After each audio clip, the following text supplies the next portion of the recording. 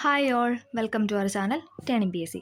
അപ്പോൾ നമ്മളിന്ന് പഠിക്കാൻ പോകുന്നത് 9ാം ക്ലാസ്സിലെ ബയോളജിയുടെ ഒരു SCRT ചാപ്റ്ററാണ്, ദഹനവും പോഷക സംവഹനവും. അല്ലേ, നമ്മൾ കഴിഞ്ഞ ക്ലാസ്സിൽ പഠിച്ചത് എന്തായിരുന്നു? ദഹനവും ശ്വസനവും ആയിരുന്നു അല്ലേ. അപ്പോൾ ഏകദേശം അതിൻ്റെ ഒരു കണ്ടിന്യൂഷൻ എന്ന പോലെ പഠിക്കേണ്ട ഒരു ചാപ്റ്ററാണ്, ഇമ്പോർട്ടൻ്റ് ആയ ചാപ്റ്ററാണ്. അപ്പോൾ നമുക്ക് സ്റ്റാർട്ട് ചെയ്യാം. ദഹനവും പോഷക സംവഹനവും. ഇവിടെ ഈ ചാപ്റ്ററിനകത്ത് എന്തൊക്കെയാണ് നമ്മൾ പഠിക്കണത് എന്നൊരു ചെറുതായിട്ടൊന്ന് പറഞ്ഞിട്ടുണ്ട്. ദഹന വ്യവസ്ഥ, ദഹനം, പോഷക ആഗിരണം, വില്ലസിൻ്റെ ഘടന, രക്തത്തിൻ്റെ ഘടന, ഹൃദയ ആരോഗ്യം, സസ്യങ്ങളിലെ സംവഹനം. ഇത്രയാണ് നമ്മൾ ഈ ചാപ്റ്ററിനകത്ത് പഠിക്കാനായിട്ട് പോകുന്നത്. ഓക്കെ, നമുക്ക് സ്റ്റാർട്ട് ചെയ്യാം. ലോകത്തിൻ്റെ വിവിധ ഭാഗങ്ങളിലുള്ളവരുടെ ഭക്ഷണരീതികൾ വ്യത്യസ്തമാണെങ്കിലും ആരോഗ്യത്തിന് ഭക്ഷണത്തിൽ നാരുകൾ, ജലം എന്നിവയ്ക്ക് പുറമെ കാർബോഹൈഡ്രേറ്റ്, പ്രോട്ടീൻ, കൊഴുപ്പ്, ധാതുക്കൾ, വിറ്റാമിൻ എന്നീ പോഷക ഘടകങ്ങൾ നിർബന്ധമായും അടങ്ങിയിരിക്കണം അല്ലേ. എന്താണ്, പല വ്യത്യസ്ത രീതിയിലുള്ള ഫുഡാണ് അല്ലേ. നമ്മുടെ ഇന്ത്യയിൽ തന്നെ എടുക്കുകയാണെങ്കിൽ നമ്മൾ പല ഭാഗങ്ങളിൽ നമുക്ക് യാത്ര ചെയ്യുമ്പോൾ നമുക്ക് മനസ്സിലാവും എന്താണ് പലതരത്തിലുള്ള ഫുഡാണ് അല്ലേ. ഓക്കെ, അപ്പം അതിനകത്ത് എന്താണ് നാരുകളും ജലവും, അതിന് പുറമെ എന്താണ് കാർബോഹൈഡ്രേറ്റ്, പ്രോട്ടീന്, കൊഴുപ്പ്, ധാതുക്കൾ, വിറ്റാമിൻ എന്നീ പോഷക ഘടകങ്ങൾ നിർബന്ധമായും അടങ്ങിയിരിക്കണം അല്ലേ. നമുക്ക് വേണ്ട സാധനങ്ങളെല്ലാം നമ്മുടെ ഫുഡിൽ നിന്നാണ് നമുക്ക് ലഭിക്കുന്നത് അല്ലേ കൂടുതലും. എല്ലാ പോഷക ഘടകങ്ങളും ശരിയായ അനുപാതത്തിൽ ലഭിക്കുന്ന ഭക്ഷണമാണ് സമീകൃത ആഹാരം. ചോദിച്ചിട്ടുണ്ടേ, എല്ലാ പോഷക ഘടകങ്ങളും ശരിയായ അനുപാതത്തിൽ ലഭിക്കുന്ന ഭക്ഷണത്തിന് പറയുന്ന പേരാണ് ബാലൻസ്ഡ് ഡയറ്റ് അഥവാ സമീകൃത ആഹാരം. ഓക്കെ, ഇനി ഇവിടെ ഒരു ബോക്സ് കൊടുത്തിട്ടുണ്ട്, നമുക്ക് നോക്കാം. ഫുഡ് പ്ലേറ്റ്, അതാണ് ഇവിടെ കൊടുത്തിരിക്കുന്നത്. വളർച്ചാ ഘട്ടത്തിലുള്ളവർ സമീകൃത ആഹാരം കഴിക്കേണ്ടത് അനിവാര്യമാണ്.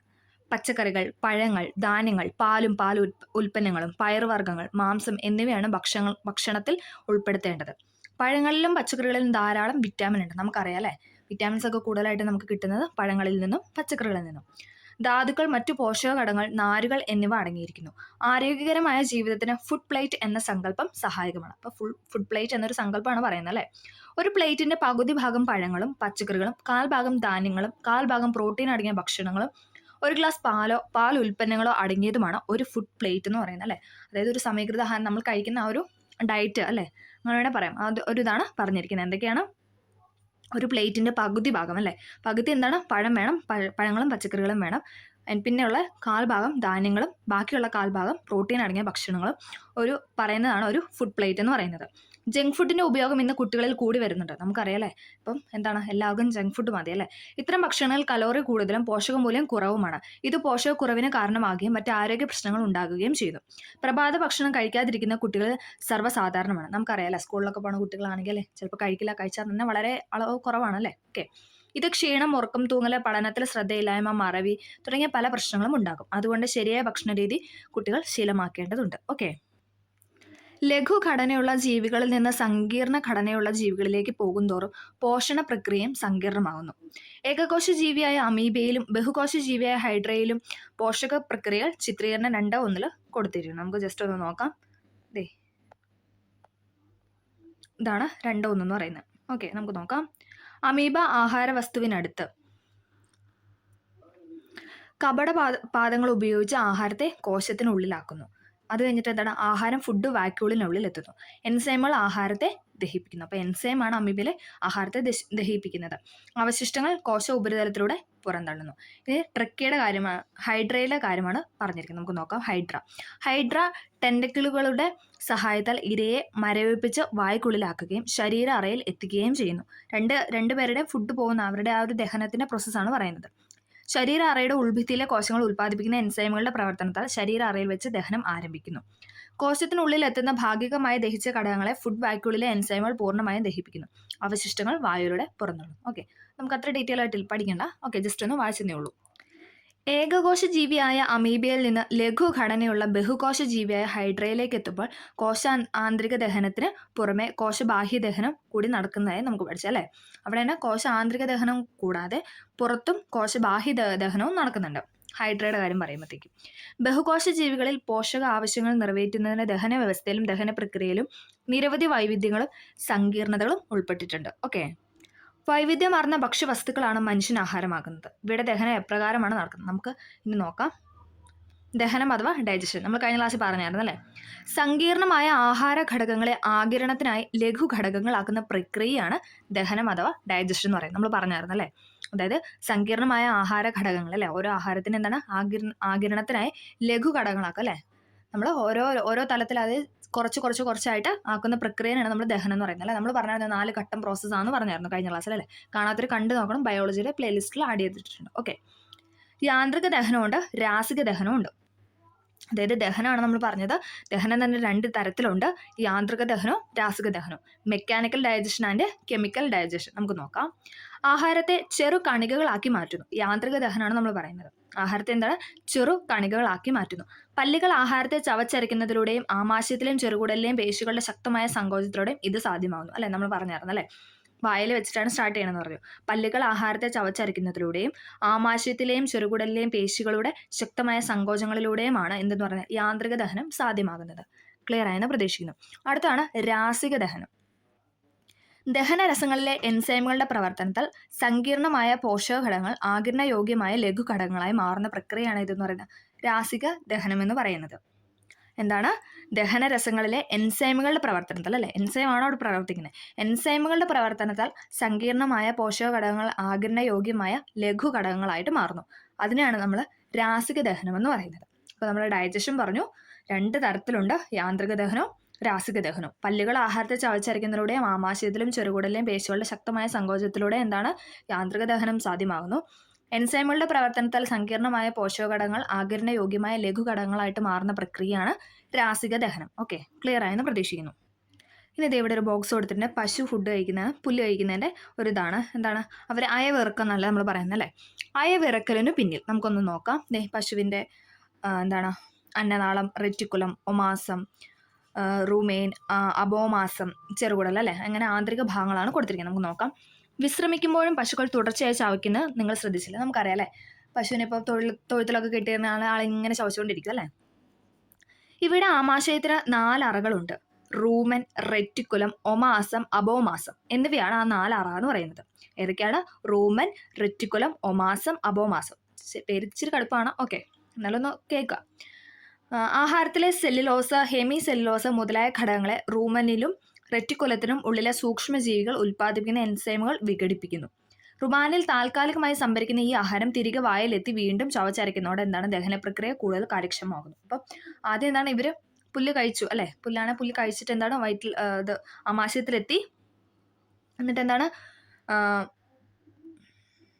ആഹാരത്തിലെ സെല്ലുലോസും ഹെമി സെല്ലുലോസും മുതലായ ഘടകങ്ങൾ എന്താണ് റൂമനിലും ആദ്യത്തെ 2 അറയാണല്ലോ അല്ലേ, റൂമൻ, റെറ്റിക്കുലം, അവിടെ വെച്ചിട്ട് എന്താണ് അവിടെയുള്ള സൂക്ഷ്മജീവികൾ ഉൽപ്പാദിപ്പിക്കുന്ന എൻസൈമുകളുമായിട്ട് വിഘടിപ്പിക്കുന്നു.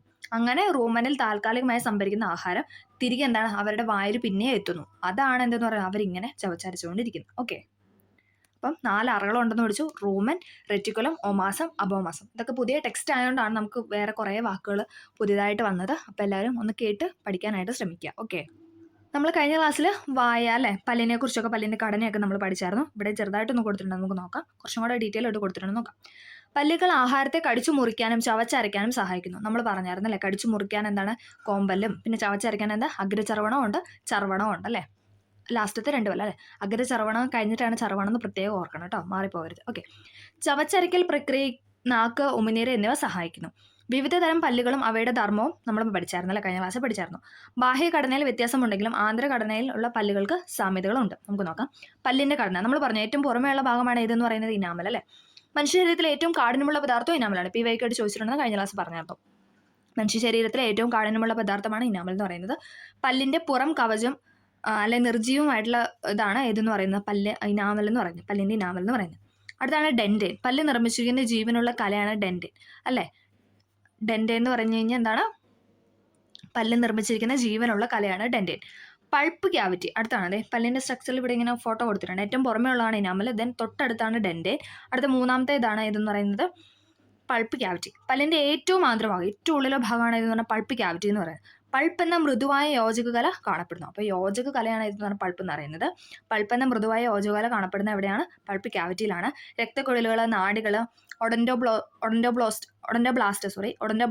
കോശങ്ങൾ എന്നിവ കാണപ്പെടുന്നതൊക്കെ പൾപ്പ് ക്യാവിറ്റിയിലാണ്. ഒന്നും കൂടെ പറയാം, പല്ലിൻ്റെ ഏറ്റവും ആന്തരഭാഗമാണ് പൾപ്പ് ക്യാവിറ്റി എന്ന് പറയപ്പെടുന്നത്.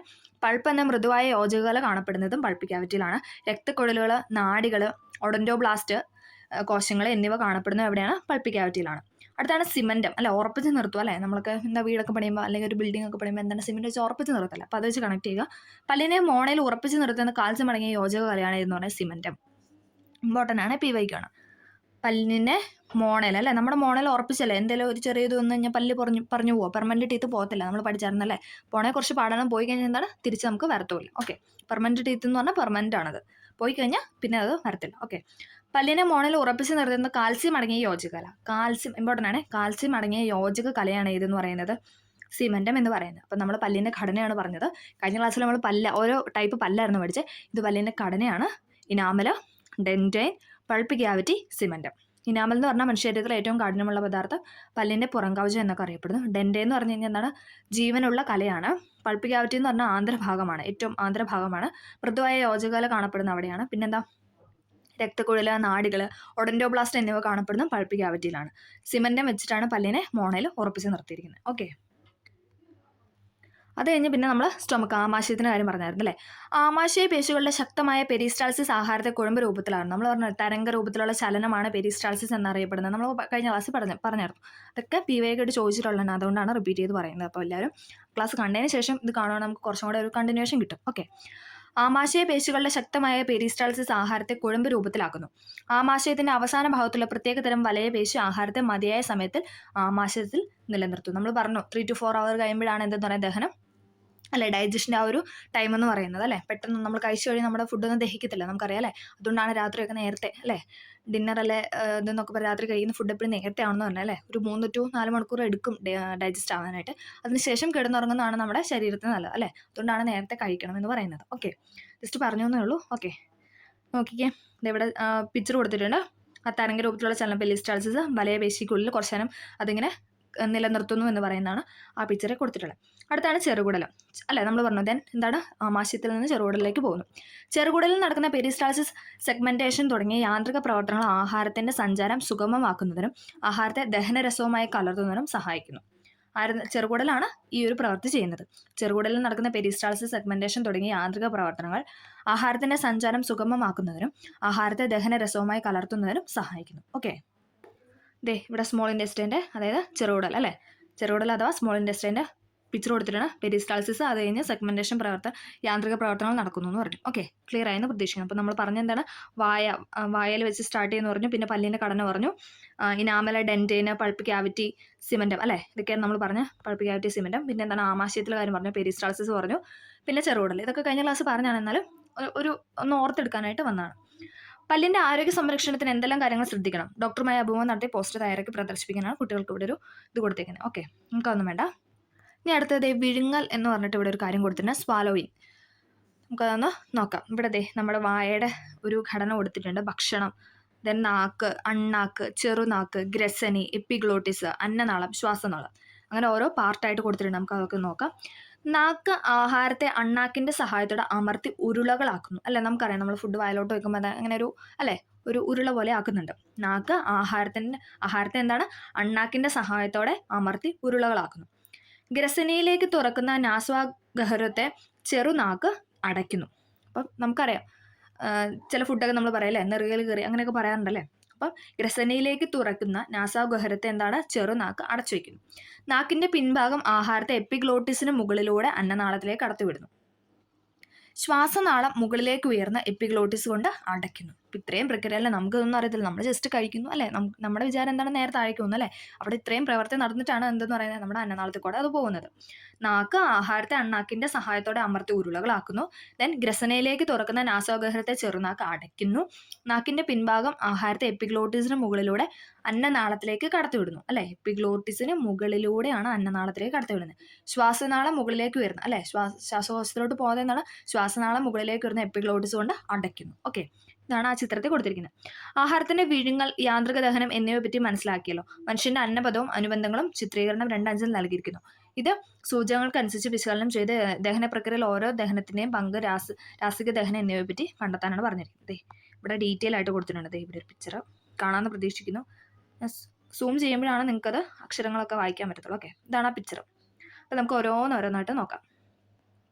ആദ്യം തന്നെ വായ അല്ലേ, സ്റ്റാർട്ട് ചെയ്യണം അവിടെ അല്ലേ. ഉമിനീർ ഗ്രന്ഥി ഉൽപ്പാദിപ്പിക്കുന്ന ഉമിനീരിലെ സലേറി അമിലേസിന്റെ സഹായത്തോടെ അന്നജത്തിന്റെ ദഹനം ആരംഭിക്കുന്നു. ഉമിനീർ ഗ്രന്ഥിയിൽ അടങ്ങിയിട്ട് ചോദിച്ചിട്ടുണ്ട് ഈ സലേവറി അമിലേസ്. നമ്മൾ ഉമിനീരിന് എന്താ പറയുന്നത്? സലൈവ എന്നല്ലേ പറയുന്നത്. അപ്പോൾ അത് വെച്ചിട്ട് കണക്ട് ചെയ്യുക. സലൈവറി അമിലേസ് അതിൻ്റെ സഹായത്തോടെ എന്താണ് അന്നജത്തിൻ്റെ ദഹനം ആരംഭിക്കുന്നത്. അപ്പോൾ വായിൽ വെച്ചിട്ടാണ് നമ്മുടെ ദഹനം സ്റ്റാർട്ട് ചെയ്യുന്നത്. ഇപ്പോൾ ഇവയൊക്കെയായിട്ട് ചോദിച്ചിട്ടുണ്ടേ, ദഹനം സ്റ്റാർട്ട് ചെയ്യുന്നത് എവിടെ വെച്ചിട്ടാണ്? വായയിലാണ്. ഓക്കെ. പിന്നെന്താണ്? അന്നനാളം. പെരിസ്റ്റാൾസിസ് ആഹാരത്തെ ആമാശയത്തിലെത്തിക്കും. നമ്മൾ പറഞ്ഞു തരംഗ രൂപത്തിലുള്ള ചലനമാണ് ഇതെന്ന് പറയുന്നത് പെരിസ്റ്റാൾസിസ്. അതെന്താണ് ചെയ്യുന്നത്? പെരിസ്റ്റാൾസിസ് അന്നനാളത്തിന് ഈസോഫാഗസ് എന്ന് പറയുവേ. വായ മൗത്തത്ത് അറിയാം അല്ലേ? അന്നനാളം എന്ന് പറഞ്ഞാൽ ഈസോഫാഗസ്. പെരിസ്റ്റാൾസിസ് ആഹാരത്തെ ആമാശയത്തിലെത്തിക്കുന്നു. ഓക്കെ. അടുത്താണ് ആമാശയം. ആമാശയം എന്താ? ആമാശയം അഥവാ സ്റ്റൊമക്ക്. ആമാശയ ഗ്രന്ഥികൾ ഉൽപ്പാദിപ്പിക്കുന്ന ആമാശയ രസത്തിലെ ഹൈഡ്രോക്ലോറിക് ആസിഡ് ആഹാരത്തിലെ രോഗാണുക്കളെ നശിപ്പിക്കുന്നു. നമ്മൾ കഴിഞ്ഞ ക്ലാസ്സിൽ പഠിച്ചല്ലേ, നമ്മുടെ ശരീരത്തൊരു ആസിഡ് ഉണ്ട്, ഏതെന്ന് പറഞ്ഞാൽ HCl അഥവാ ഹൈഡ്രോക്ലോറിക് ആസിഡ്. അതെന്താണ് ചെയ്യുന്നത്? നമ്മുടെ ആഹാരത്തിലുള്ള വിഷവസ്തുക്കളെ അല്ലെ രോഗാണുക്കളൊക്കെ എന്താണ് നശിപ്പിക്കുന്നു.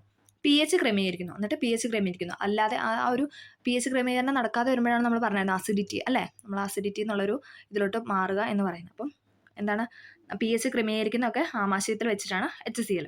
ഇതിലെ എൻസൈമുകളായ പെപ്സിൻ പ്രോട്ടീനുകളെ ഭാഗികമായി ദഹിപ്പിക്കുന്നു. അപ്പം അതിൽ കാണുന്ന എൻസൈമാണ്, സ്റ്റൊമക്കിൽ കാണുന്ന എൻസൈമുകളാണ് പെപ്സിൻ എന്ന് പറയുന്നത്. എന്താണ് ചെയ്യുന്നത്? പ്രോട്ടീനുകളെ ഭാഗികമായി ദഹിപ്പിക്കുന്നു. പ്രോട്ടീനെ ദഹിപ്പിക്കുന്ന പെപ്സിനാണ്. ഓക്കെ. അപ്പം ആ ഒരു പേര് വെച്ച് കണക്ട്, പ്രോട്ടീനെ ദഹിപ്പിക്കുന്നത് പെപ്സിനാണ്. ലിപ്പേസുകൾ കൊഴുപ്പിൻ്റെ ദഹനത്തെ സഹായിക്കുന്നു. ലിപ്പേസ് എന്താണ് ചെയ്യുന്നത്? കൊഴുപ്പിൻ്റെ ദഹനത്തെ സഹായിക്കുന്നു. ശ്ലേഷ്മം ദഹനരസങ്ങളുടെ പ്രവർത്തനത്തിൽ നിന്ന് ആമാശയ ഭിത്തിയെ സംരക്ഷിക്കുന്നു. ശ്ലേഷ്മം എന്താണ് ചെയ്യുന്നത്? അതായത് ഒരു നമുക്കറിയാലോ, നമ്മുടെ വായിൽ ഇപ്പോൾ ഫുഡൊക്കെ വരുമ്പോൾ ഒരു കുഴമ്പ് അല്ലേ, ഒരു ഇച്ചിരി ഒന്ന് ഒരു ലൂസായിട്ട് വരുന്നുണ്ട് അല്ലേ, അതൊന്ന് എന്താ ആ ഒരു ഉമിനീരുമായിട്ട് ബാലൻസ് ചെയ്ത് അല്ലേ ഒരു കുഴമ്പ് പോലെ ആക്കുന്നത്. അതാണ് ശ്ലേഷ്മം ഉദ്ദേശിക്കുന്നത്. ശ്ലേഷ്മം ദഹനരസങ്ങളുടെ പ്രവർത്തനത്തിൽ നിന്ന് ആമാശയ ഭിത്തിയെ സംരക്ഷിക്കുന്നു. ഇവിടെ ഇതാണ് ആമാശയം എന്ന് പറയുന്നത്. പിക്ചറൊക്കെ കൊടുത്തിട്ടുണ്ട്. നമുക്കൊന്നും കൂടെ പറയാം. നമ്മൾ പഠിച്ചത് വായയായിരുന്നു, ദെൻ അന്നനാളം പറഞ്ഞു, പിന്നെ പറഞ്ഞ ആമാശയമായിരുന്നു. ആമാശയ ഗ്രന്ഥികൾ ഉൽപ്പാദിപ്പിക്കുന്ന ആമാശയ രസത്തിലെ ഹൈഡ്രോക്ലോറിക് ആസിഡ് ആഹാരത്തിലെ രോഗാണുക്കളെ നശിപ്പിക്കുന്നു. ദെൻ pH ക്രമീകരിക്കുന്നു. ഇതിലെ എൻസൈമുകളായ എന്താണ്? പെപ്സിൻ ആണ് പ്രോട്ടീനുകളെ ഭാഗികമായിട്ട് ദഹിപ്പിക്കുന്നത്.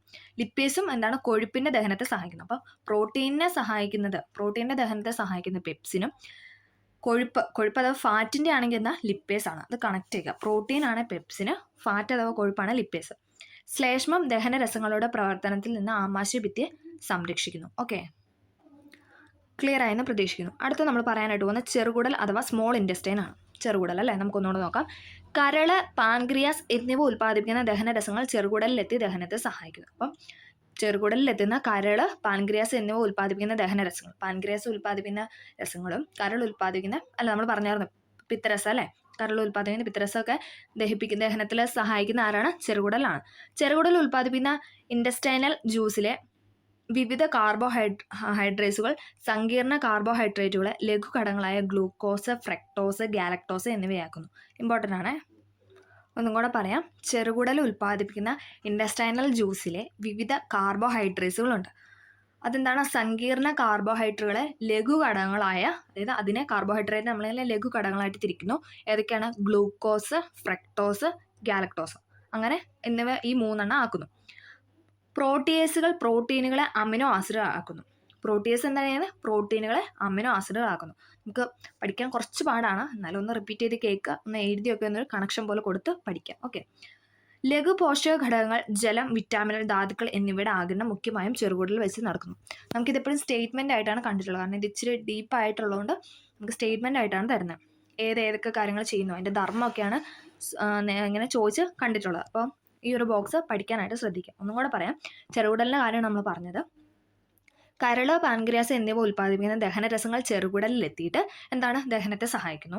പിന്നെ ചെറുകുടലിൽ ഉൽപ്പാദിപ്പിക്കുന്ന ഇൻറ്റസ്റ്റൈനൽ ജ്യൂസ്. അപ്പം ചെറുകുടലിലാണ് ഇൻറ്റസ്റ്റൈനൽ ജ്യൂസ് അല്ല, ഇൻറ്റസ്റ്റൈൻ എന്ന് പറയുമ്പോൾ തന്നെ നമ്മൾ ചെറുകുടലിനെ ഓർക്കുക, കുടലിനെ ഓർക്കുക. ഓക്കെ. അപ്പം ചെറുകുടലാണ് ഇൻറ്റസ്റ്റൈനൽ ജ്യൂസ് ഉൽപ്പാദിപ്പിക്കുന്നത്. അത് വിവിധ കാർബോഹൈഡ്രേറ്റുകൾ, സങ്കീർണ കാർബോഹൈഡ്രേറ്റുകൾ എന്താണ്? ലഘുഘടകങ്ങളായ ഗ്ലൂക്കോസ്, ഫ്രക്ടോസ്, ഗാലക്ടോസ് ആക്കുന്നു. പ്രോട്ടീസുകൾ എന്താണ്? പ്രോട്ടീനുകളെ അമിനോ ആസിഡ് ആക്കുന്നു. ലഘു പോഷക ഘടകങ്ങളായ ജലം, വിറ്റാമിനുകൾ, ധാതുക്കൾ എന്നിവയുടെ ആഗിരണം മുഖ്യമായും നടക്കുന്ന ചെറുകുടലിൽ വെച്ചിട്ടാണ്. ഓക്കെ, ഇത്രയും കാര്യങ്ങളാണ് ചെറുകുടലിൽ ചെയ്യുന്നത്. ഓക്കെ, ക്ലിയർ ആയെന്ന് പ്രതീക്ഷിക്കുന്നു.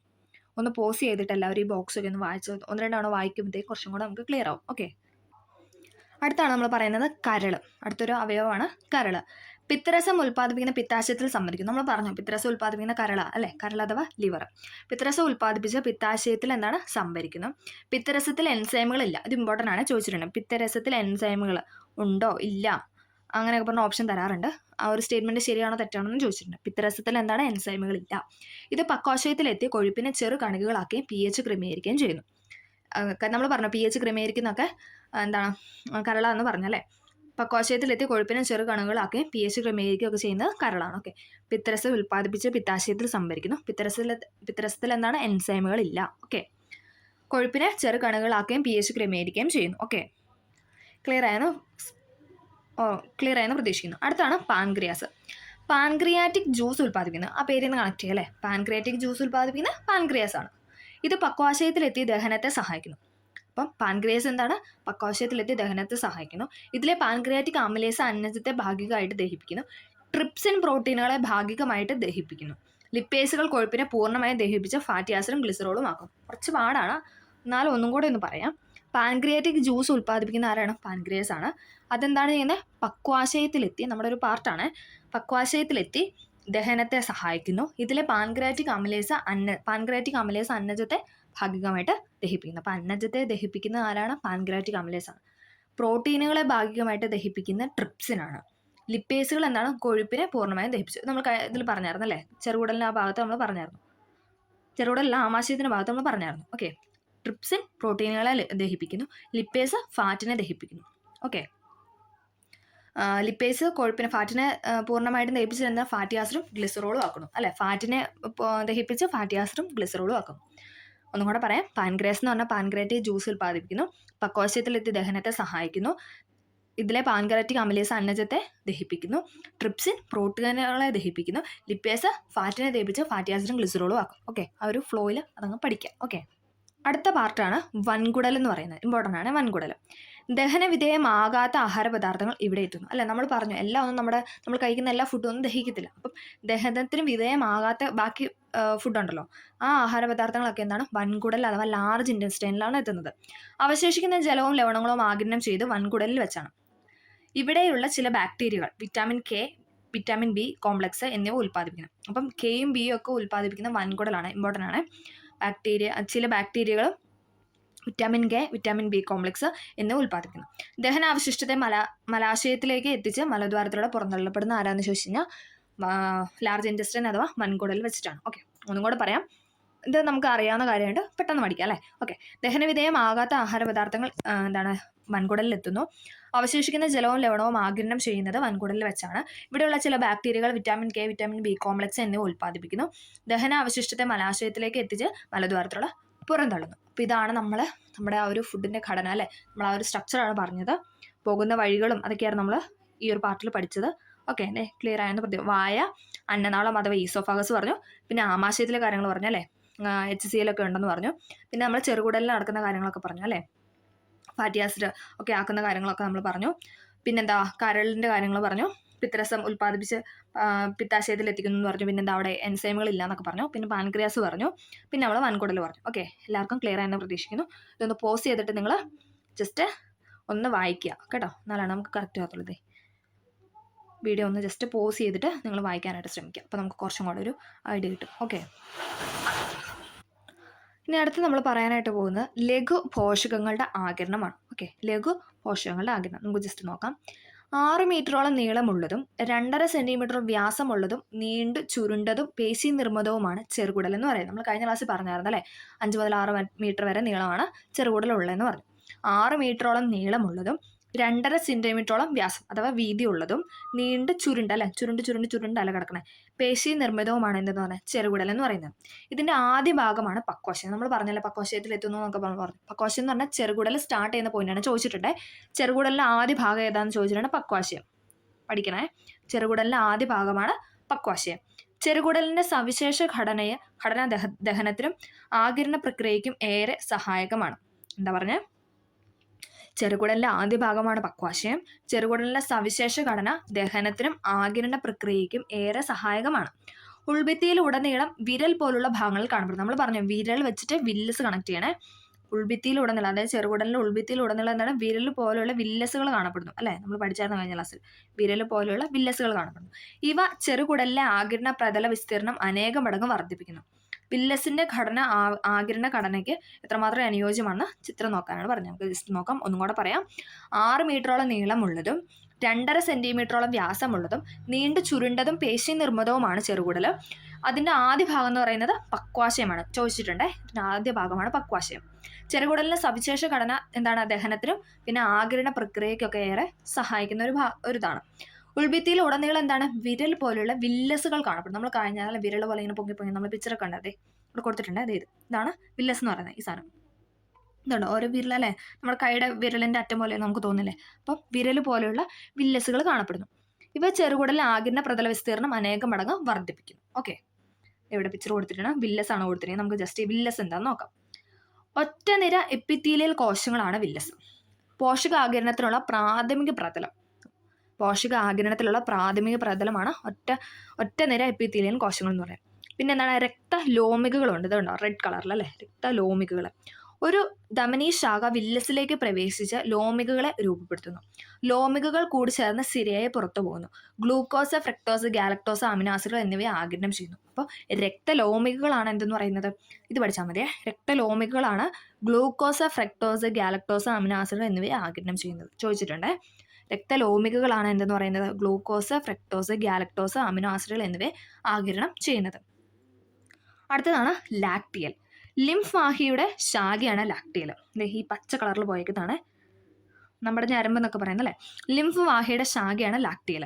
ഇതിലെ ലിംഫിലേക്ക് ഫാറ്റി ആസിഡ്, ഗ്ലിസറോൾ എന്നിവയെ ആഗിരണം ചെയ്യുന്നു. അപ്പം ഫാറ്റി ആസിഡ്, ഗ്ലിസറോൾ എന്നിവയെ ലിംഫിലോട്ട് ആഗിരണം ചെയ്യുന്നതാണ് ലാക്ടിയൽ. ആ പേരിൽ നിന്ന് കണക്ട് ചെയ്യുക. നമുക്കൊന്നും കൂടെ ഒന്ന് പറയാം. പോഷകാഗിരണത്തിലുള്ള പ്രാഥമിക പ്രതലമാണ് ഇതെന്ന് പറഞ്ഞാൽ എപ്പിത്തീലിയൻ കോശങ്ങൾ. ദെൻ രക്തലോമികൾ പറഞ്ഞല്ലേ, ഗ്ലൂക്കോസ്, ഫ്രക്ടോസ്, ഗാലക്ടോസ്, അമിനോ എന്നിവയെ ആഗിരണം ചെയ്യുന്നു. ലാക്ടിയലാണ് എന്തെന്ന് പറയുന്നത്? ലിംഫിലേക്ക് ഫാറ്റി ആസിഡ്, ഗ്ലിസറോൾ എന്നിവയെ ആഗിരണം ചെയ്യുന്നത്. രക്തലോമികളാണ് glucose, fructose, galactose, amino lacteal ആണെങ്കിൽ എന്താണ്? ആസിഡും ഗ്ലിസറോളും, ഫാറ്റി ആസിഡും ഗ്ലിസറോളും. ഓക്കെ, ക്ലിയർ ആയെന്ന് പ്രതീക്ഷിക്കുന്നു. ഈ പിക്ചർ കൊടുത്ത് ക്ലിയർ ആയെന്ന് പ്രതീക്ഷിക്കുന്നു. വില്ലസും ആഗിരണ പ്രതല വിസ്തീർണവും ലാക്ടിയലും ആഗിരണവും രക്തലോമികളും ആഗിരണം. ഇതാണ് നമ്മളിപ്പോൾ പറഞ്ഞത് അല്ലേ. പോഷകഘടകങ്ങളെ വില്ലസിലെ രക്തത്തിലേക്കും ലിംഫിലേക്കുമാണ് ആഗിരണം ചെയ്യുന്നത്. പോഷകഘടകങ്ങളുടെ സംവഹനത്തിന് രക്തം, ലിംഫ് എന്നിവയുടെ ഘടന എപ്രകാരം സഹായിക്കുന്നു? അപ്പം നമ്മളിനി പറയാനായിട്ട് പോകുന്നത്, ഇപ്പം നമ്മളിവിടെ പറഞ്ഞല്ലേ, രക്തത്തിൻ്റെ രക്തലോമികൾ, പിന്നെ ലാക്ടിയൽ അല്ലേ, ലിംഫ് വാഹിയുടെ ഇതൊക്കെ നമ്മൾ പറഞ്ഞു. അപ്പം നമുക്കിനി അതൊന്ന് ഡീറ്റെയിൽ ആയിട്ട് നോക്കാം. രക്തവും ലിംഫും. രക്തത്തിലെ വിവിധ ഘടകങ്ങൾ, അവയുടെ ധർമ്മം. അപ്പോൾ നമ്മളിനി ബ്ലഡിനെ പറ്റിയാണ് പഠിക്കുന്നത്. അപ്പോൾ നമ്മൾ ദഹനം കംപ്ലീറ്റ് ചെയ്തു. ദെൻ ഇനി പറയാൻ പോകുന്ന ബ്ലഡ് അല്ലേ. നമ്മൾ പറഞ്ഞു രക്തത്തിലൂടെ ആഗിരണം ചെയ്യപ്പെടുന്നുണ്ടെന്ന് പറഞ്ഞു പോഷകങ്ങളൊക്കെ അല്ലേ. അപ്പോൾ നമ്മൾക്കിനി അത് ഡീറ്റെയിൽ ആയിട്ട് പറയണം. അപ്പോൾ നമുക്ക് നോക്കാം. രക്തം നോക്കിക്കേ, പ്ലാസ്മ, രക്തകോശങ്ങൾ. അതിൽ ഇമ്പോർട്ടൻ്റ് ആണ്. രക്തത്തിൽ എത്ര ശതമാനം പ്ലാസ്മ ഉണ്ടെന്ന് ചോദിച്ചിട്ടുണ്ട്. 55% പ്ലാസ്മയാണ്. രക്തത്തിൽ 55% പ്ലാസ്മ, ബാക്കി 45% രക്തകോശങ്ങളാണ്, ബ്ലഡ് സെൽസ് ആണ്. നമുക്കറിയാം red blood cells, white blood cells, platelet, ഇതൊക്കെയാണ് എന്തെന്ന് പറയുന്നത്? രക്തകോശങ്ങൾ എന്ന് അറിയപ്പെടുന്നത്. അപ്പോൾ നമുക്കതൊക്കെ പഠിക്കണം. ഓക്കെ, അപ്പോൾ ബ്ലഡിനെ നമ്മൾ രണ്ടായിട്ട് തിരിച്ചിട്ടുണ്ട്. പ്ലാസ്മയുണ്ട്, രക്തകോശങ്ങളുണ്ട്. ഓക്കെ, പ്ലാസ്മയുണ്ട്, രക്തകോശങ്ങളുണ്ട്. അവരുടെ ശതമാനം പെർസെൻറ്റേജിൽ ചോദിച്ചിട്ടുണ്ട്. പ്ലാസ്മ എന്ന് പറയുന്ന 55%. അതിൽ ആ 55%-ൽ 90 കൂടുതൽ എന്താണ്? വാട്ടറാണ്. ഓക്കെ, നമുക്കത് പറയാം. ഇപ്പം എന്താണ് നമ്മളിങ്ങനെ പഠിക്കുക? രക്തം എന്ന് പറഞ്ഞാൽ രക്തത്തിൽ 55-45% രണ്ടായിട്ട് തിരിച്ചിട്ടുണ്ട് നമ്മൾ. 55% കൂടുതൽ എന്താണ്? പ്ലാസ്മയാണ്. ദെൻ 45% രക്തകോശങ്ങളാണ്, അഥവാ blood cells, red blood cells, white blood cells, platelet. Okay. ഇനി അടുത്ത് നമ്മൾ പ്ലാസ്മയിലുള്ള കാര്യങ്ങളാണ് പറയുന്നത്. ജലമുണ്ട്, പ്രോട്ടീൻ ഉണ്ട്. പ്രോട്ടീനുകളാണ് എന്ന് പറഞ്ഞാൽ ആൽബുമിന്, ഗ്ലോബുലിന്, ഫൈബ്രിനോജൻ. പ്രോട്ടീനാണ് ഇതെന്ന് പറയുന്നത്. ആൽബ്യൂമിൻ പ്രോട്ടീൻ ഉണ്ട്, ഗ്ലോബുലിൻ ഉണ്ട്, ഫൈബ്രിനോജൻ. ഇതൊക്കെ നമ്മൾ ഡീറ്റെയിൽ ആയിട്ട് പറയും കേട്ടോ. ഓക്കെ, പിന്നെ മറ്റ് ഘടകങ്ങളുണ്ട്. ഇനി രക്തകോശങ്ങളിൽ ഏതൊക്കെയാണ്? RBC, WBC, പ്ലേറ്റ്ലെറ്റ് അല്ലേ. Red blood cells, white blood cells, platelets. അപ്പോൾ ഇത്രയും കാര്യങ്ങളാണ് നമ്മുടെ ബ്ലഡിലുള്ള അല്ലേ. നമ്മൾ നോക്കുമ്പോൾ ചുവന്നൊരു അല്ലേ, നമുക്ക് ഇത്രയും കാര്യങ്ങൾ നമ്മുടെ ബ്ലഡിലുണ്ടാകും. ഒന്നും കൂടെ പറയാം. പ്ലാസ്മയുടെ രക്തകോശമാണ്. അതിൽ പെർസെൻറ്റേജ് മറക്കരുത്, പഠിക്കണം. 55% പ്ലാസ്മ, 45% രക്തകോശങ്ങൾ. ഓക്കെ, റിപ്പീറ്റ് ചെയ്ത് പറഞ്ഞത് എന്താണെന്ന് വെച്ചാൽ PYQ ആയിട്ട് ചോദിച്ചിട്ടുണ്ട്. പ്ലാസ്മയിൽ ജലമുണ്ട്, പ്രോട്ടീനുണ്ട്. പ്രോട്ടീനായ ആൽബുമിൻ, ഗ്ലോബുലിൻ, ഫൈബ്രിനോജൻ, പിന്നെ മറ്റു ഘടകങ്ങൾ. രക്തകോശത്തിൽ RBC, WBC, പ്ലേറ്റ്ലെറ്റ്. ഓക്കെ, അപ്പോൾ നമ്മൾ അത് അടുത്ത ക്ലാസ്സിലാണ് ഇതിൻ്റെ ബാലൻസ് പഠിക്കാൻ പോകുന്നത്. കാരണം ഈ വീഡിയോ കുറച്ച് എന്താ പറയുക, ചാപ്റ്റർ കുറച്ച് ലെങ്ത് ആയതുകൊണ്ട് വീഡിയോ നല്ലോണം ലെങ്ത് ആയി പോകും. അപ്പോൾ ഇപ്പോൾ തന്നെ കുറച്ച് അധികം കാര്യങ്ങൾ നമ്മൾ അല്ലേ കൂടുതൽ പോയിൻറ്റ്സ് 9ാം ക്ലാസ്സിലായതുകൊണ്ട് തന്നെ കൂടുതൽ പോയിൻറ്റ്സ് നമ്മൾ പറഞ്ഞിട്ടുണ്ട്. അപ്പോൾ എല്ലാവരും ഇവിടം വരെ ക്ലിയർ ആയിട്ട് പഠിക്കാനായിട്ട് ശ്രമിക്കുക. അതിനുശേഷം പെട്ടെന്ന് തന്നെ ഇത് നിങ്ങൾ പഠിച്ചെത്തുമ്പോഴത്തേക്ക് എന്താണ് പെട്ടെന്ന് തന്നെ അടുത്ത ഇതിൻ്റെ ബാലൻസ് ആയിട്ട് കണ്ടിന്യൂഷൻ നമ്മൾ അപ്ലോഡ് ചെയ്യുന്നതായിരിക്കും. കാരണം ഇനി ഇതാണ് നമ്മൾ ദഹനം ഇപ്പോൾ കംപ്ലീറ്റ് ചെയ്തു. നമ്മൾ ബ്ലഡിൻ്റെ കാര്യങ്ങളാണ് ഡീറ്റെയിൽ ആയിട്ട് പഠിക്കാൻ പോകുന്നത്. അതിൻ്റെ ധമനി, ആർട്ടറി, അങ്ങനെ കുറേ കാര്യങ്ങൾ പറയാനുണ്ട്.